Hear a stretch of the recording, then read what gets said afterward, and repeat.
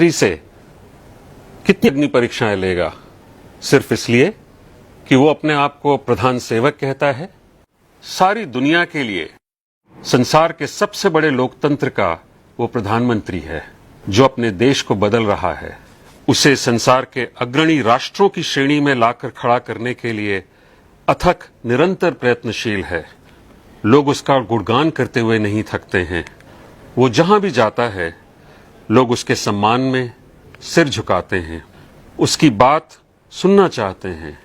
उसकी अगवानी करने के लिए अन्यान्य देशों के राष्ट्राध्यक्ष सारे के सारे प्रोटोकॉल छोड़ एयरपोर्ट पर आ जाते हैं और जब वो वापस स्वदेश लौटता है तो कुछ मान सम्मान या जो भी कुछ उसे उपहार में मिला है वो सब समर्पित कर देता है।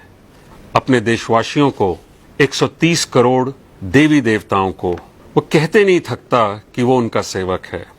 रात को 3 बजे लौटता है लंबी हवाई यात्रा के बाद और फिर सुबह 6 बजे तैयार रहता है काम पर चलने के लिए। 18 घंटे 20 घंटे काम करके जब वो घर लौटता है तो उस प्रधानमंत्री आवास में वो अकेला ही होता है।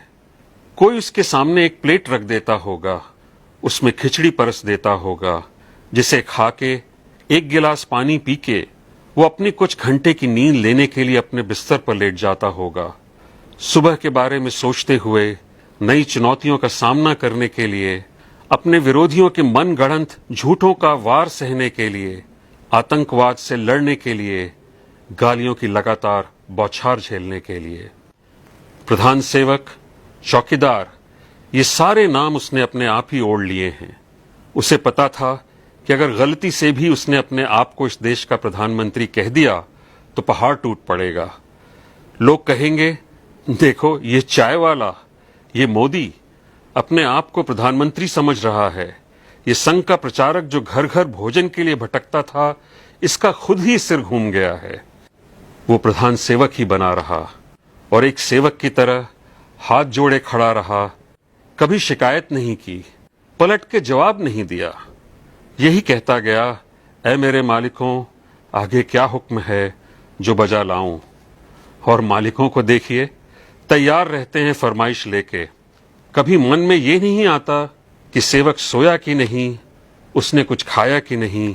वो जितनी लगन से भी अपनी ड्यूटी बजाए, शिकायतें थमने का नाम ही नहीं लेती। उल्टा इस देश के निठल्ले, खानदानी बेईमान, लंपट, भ्रष्ट और राजनीति में अभी अभी जन्मे छिछोरे राजनीतिज्ञ भी कहते हैं कि चौकीदार चोर है। उनके भाड़े के टट्टू तालियां बजाते हैं और देश ये तमाशा देखता है। छुटभइये लफ्फाज चुन चुन के गालियों की इजाद करते हैं हमारे प्रधान सेवक के लिए।